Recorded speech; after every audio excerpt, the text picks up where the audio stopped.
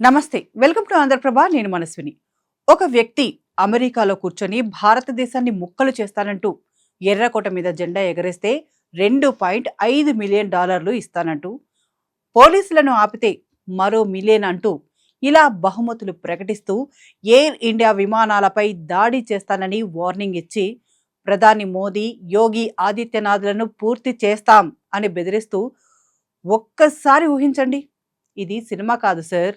ఇది గురు పట్వంత్ సింగ్ పన్ను అనే ఖలిస్తానీ సూపర్ స్టార్ నాటకం. గురు పట్వంత్ సింగ్ పన్నూన్ 1947లో దేశ విభజన సమయంలో పన్నూన్ అమృత్సర్కు వచ్చాడు. అతని కుటుంబం పాకిస్తాన్లోని కాన్కోట్ గ్రామానికి చెందిందని తెలుస్తోంది. పన్నూన్ తల్లిదండ్రులు చనిపోగా అతని సోదరుడు మంగ్వంత్ సింగ్ విదేశాల్లో నివసిస్తున్నాడు. అతను పంజాబ్ యూనివర్సిటీ నుంచి న్యాయశాస్త్రంలో పట్టా పొందాడు. 6 ఫర్ జస్ట్ అనే నిషేధిత సంస్థకు అతడు అధ్యక్షుడు. అతడు భారతదేశాన్ని ముక్కలు ముక్కలుగా విభజించి ఎన్నో దేశాలు ఏర్పాటు చేయాలని భారీ కుట్ర పన్నినట్లు నేషనల్ ఇన్వెస్టిగేషన్ ఏజెన్సీ నివేదిక తెలిపింది. భారతదేశ ఐక్యత, సమగ్రతను అతడు సవాల్ చేసినట్టు ఆడియో మెసేజ్ల ద్వారా అధికారులు గుర్తించారు. కాశ్మీర్ ప్రజల కోసం ఒక ప్రత్యేక దేశం ఏర్పాటు చేయాలని, వారి కోసం ఒక ముస్లిం దేశం సృష్టించాలని, దానికి డెమోక్రటిక్ రిపబ్లిక్ ఆఫ్ ఉర్దుస్తాన్ అనే పేరు పెట్టాలని గురు పట్వంత్ కుట్ర పన్నాడు. ఈ ఏర్పాటువాదం కోసం తీవ్రవాద కార్యకలాపాలు చేపట్టేందుకు, ఖలిస్తాన్ స్వతంత్ర రాష్ట్రం కోసం పోరాటం చేసేందుకు ఈ ఉగ్రవాద సంస్థ యువతని ప్రేరేపిస్తుందని ఎన్ఐఏ నివేదిక వెల్లడించింది. పంజాబ్ సహా దేశవ్యాప్తంగా భయాన్ని వ్యాప్తి చేయడానికి ఉగ్రవాద చర్యలను గురు పట్వంత్ ప్రోత్సహిస్తున్నట్లు ఆ నివేదిక పేర్కొంది. గురు పట్వంత్ పై పంజాబ్, ఢిల్లీ, హిమాచల్ ప్రదేశ్, హర్యానా, ఉత్తరాఖండ్లలో మొత్తం 16 కేసులు నమోదయ్యాయి. వాటిలో 9 చట్టవిరుద్ధ కార్యకలాపాల చట్టం కింద నమోదైనట్లు ఆ నివేదిక తెలిపింది. గురు పట్వంత్ పంజాబ్లోనే 3 దేశ ద్రోహంతో పాటు 2 డజన్ల ఇతర కేసులు కూడా ఎదుర్కొంటున్నాడు. ఇండియా గేట్ వద్ద ఖలిస్తానీ జెండాను ఎగరవేసే వారికి $2.5 మిలియన్ బహుమతిని అతడు ఆఫర్ చేశాడు. అంతేకాదు 2021లో స్వాతంత్ర దినోత్సవం రోజున ఎర్రకోటలో భారత జెండాను ఎగరవేయకుండా ఆపిన పోలీసు సిబ్బందికి $1 మిలియన్ కూడా ఆఫర్ చేశాడు.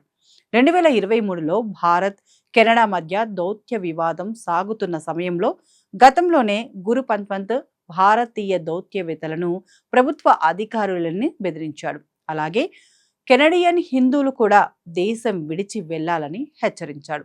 2024 అక్టోబర్లో గురు పట్వంత్ సింగ్ పన్నూన్ మరోసారి తీవ్ర బెదిరింపులకు పాల్పడ్డాడు. నవంబర్ 1వ తేదీ నుంచి 19వ తేదీ వరకు ఎయిర్ ఇండియా విమానాల్లో ప్రయాణించొద్దని వార్నింగ్ ఇచ్చాడు. భారత్లో సిక్కు వ్యతిరేక అల్లర్లు జరిగి 40 ఏళ్లు పూర్తవుతున్న సందర్భంగా ఎయిర్ ఇండియా విమానాలపై దాడి జరిగే అవకాశం ఉందని పేర్కొన్నాడు. ఈ నేపథ్యంలోనే నవంబర్ 1 నుంచి 19వ తేదీ వరకు ఎయిర్ ఇండియా విమానాల్లో ప్రయాణించొద్దంటూ ఓ వీడియో సందేశంలో తెలిపాడు. దేశంలో గత కొన్ని రోజులుగా విమానాలకు వరుసగా బాంబు బెదిరింపులు రావడం ఆందోళన కలిగిస్తున్న సమయంలోనే పన్నూన్ హెచ్చరికలు చేశాడు. ప్రధాని మోదీ, యూపీ సీఎం యోగిలపై దాడి చేస్తామంటూ ఖలిస్తానీ ఉగ్రవాది గురు పట్వంత్ సింగ్ పన్ను బెదిరించాడు. ఈ విధంగా అమెరికా గడ్డపై నుంచి భారత్కు వ్యతిరేకంగా ఉగ్రవాద కార్యకలాపాలకు పాల్పడుతున్నాడు. ఈ నేపథ్యంలోనే ఎన్ఐఏ చండీగఢ్లోని అతని ఇంటిని, అమృత్సర్లోని వ్యవసాయ భూమిని స్వాధీనం చేసుకుంది. అంటే ఈ ఆస్తులపై అతడు తన హక్కుల్ని కోల్పోయాడు. 2020 జూలైలో కేంద్ర హోంమంత్రిత్వ శాఖ గురు పట్వంత్ని ఉగ్రవాదిగా ప్రకటించింది. అయితే తగిన సమాచారం లేకపోవడంతో రెడ్ కార్నర్ నోటీసు జారీ చేయాలన్న భారత ప్రభుత్వ అభ్యర్థనను ఇంటర్పోల్ తిరస్కరించింది. ప్రస్తుతం పన్నూన్ అమెరికాలో తలదాచుకుంటున్నాడు. అక్కడి నుంచే భారత్కు వ్యతిరేకంగా కుట్రలు పన్నుతున్నాడు.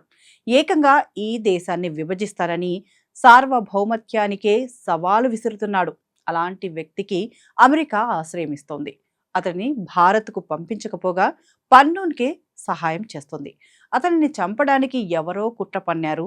నిఖిల్ గుప్తా, భారత్లో ఉన్న వికాస్ జావేద్ అనే వ్యక్తి ఇద్దరు కలిసి ఈ కుట్ర పన్నారన్నది అమెరికా అభియోగం. నిజానికి ఇలాంటి కేసులు నమోదు చేయాలంటే అందుకు అమెరికా అండ ఉండాలి. ముందుగా పన్నూన్ తమ దేశీయుడే అని గుర్తించాలి. ఆ ప్రక్రియ పూర్తయింది.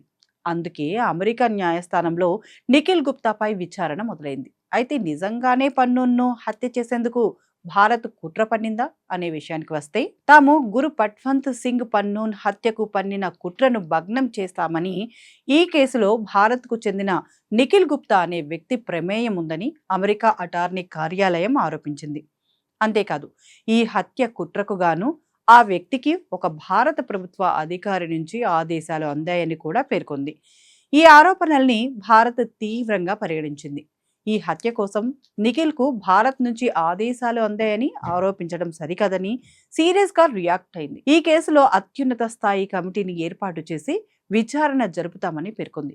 ఇటువంటి ఇన్పుట్లు మన భారతీయ భద్రతా ప్రయోజనాలకు భంగం కలిగిస్తుందని, కాబట్టి ఈ ఆరోపణల్ని తీవ్రంగా పరిగణిస్తున్నామని సంబంధిత విభాగాలు ఇప్పటికే ఈ సమస్యను పరిష్కరిస్తున్నాయని భారత విదేశాంగ మంత్రిత్వ శాఖ క్లారిటీ ఇచ్చింది. అయితే భారత్ నిజంగానే ఈ కుట్ర చేసిందని నమ్మే వాళ్ళు ఉన్నారు. మన దేశానికి వ్యతిరేకంగా పనిచేసే వాళ్ళంతా కొన్నేళ్లుగా పెద్ద ఎత్తున హత్యకు గురవుతున్నారు. పాకిస్తాన్లో టార్గెటెడ్ కిల్లింగ్, కెనడాలో నిర్జర హత్య వంటివి ఇందులో భాగమని అంటున్నారు. ఇలాగే పన్నూన్ను హత్య చేసేందుకు భారత్ ప్రయత్నించిందనే ఆరోపణలు ఉన్నాయి. కానీ ఇందులో వాస్తవాలేంటో ఎవరికీ తెలియదు. మొత్తంగా చూసుకుంటే భారత్ కౌంటర్ ఆపరేషన్లు చేస్తూ ఇలాంటి వారందరినీ చంపేస్తుందా అనే అనుమానాలు కలుగుతున్నాయి. ఇప్పటికీ గురు పట్వంత్ సింగ్ మిస్ అయినా భవిష్యత్తులో అతడి అంతం ఖాయమని అంటున్నారు. ఇక అమెరికా ఉగ్రవాదులను కాపాడుకుంటూ రావడానికి ప్రధాన కారణం భారత్ను ఇరకాటంలో పెట్టాలనే ఉద్దేశమే అని చెప్పుకోవచ్చు. ఇప్పుడిప్పుడే మన దేశం ఎదుగుతున్న సమయంలో ఈ అభివృద్ధిని అడ్డుకోవాలంటే ఇలాంటి వేర్పాటువాదులను పెంచి పోషించాలి. ఇప్పుడు ఆ ప్రయత్నాలు అమెరికా చేస్తోంది. డబ్బుందన్న మదంతో ఇలా పిచ్చి పనులకు తెరలేపింది. అయినా కూడా మన దేశం వదిలే ప్రసక్తే లేదని తాజా పరిణామాలను చూస్తే అర్థమవుతుంది. ఒక ఉగ్రవాది ప్రపంచంలో ఎక్కడ దాక్కున్నా వారిని భారత్ వదిలిపెట్టదని తెలుస్తోంది. మరి రాబోయే రోజుల్లో ఏం జరుగుతుందో తెలియాలంటే వేచి చూడాల్సిందే.